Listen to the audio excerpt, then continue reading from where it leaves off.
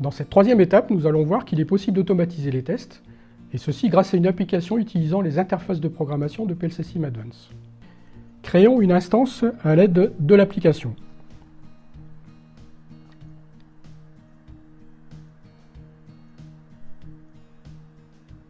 Elle apparaît dans la partie inférieure du panneau de contrôle. Nous pouvons donc maintenant charger le programme dans cette instance à l'aide de TIA Portal.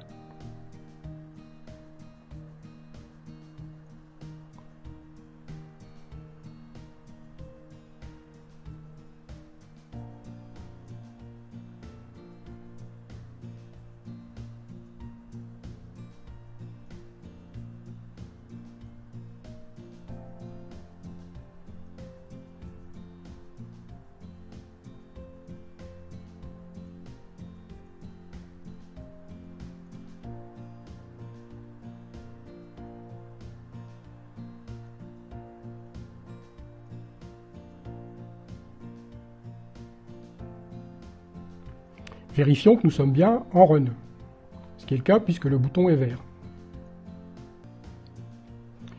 Maintenant, nous pouvons lancer le test.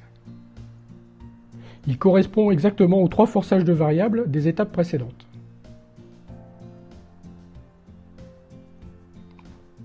À titre d'exemple, j'ai créé un cycle avec une erreur. Je le charge.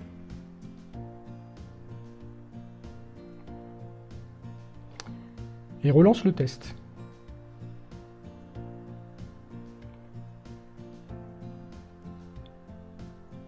L'erreur du cycle 3 est mise en évidence.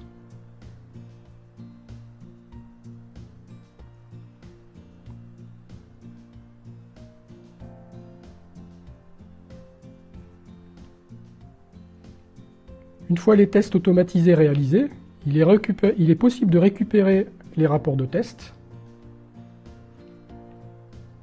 Voici celui pour le test correct.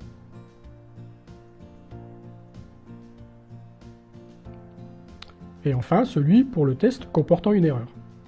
Nous avons vu dans cette étape qu'il est possible de s'interfacer à PLC Sim Advance à l'aide des interfaces de programmation fournies. Et par exemple, de créer une application permettant d'automatiser les tests. Rendez-vous dans les prochaines étapes pour découvrir d'autres fonctionnalités de PLC Sim Advance.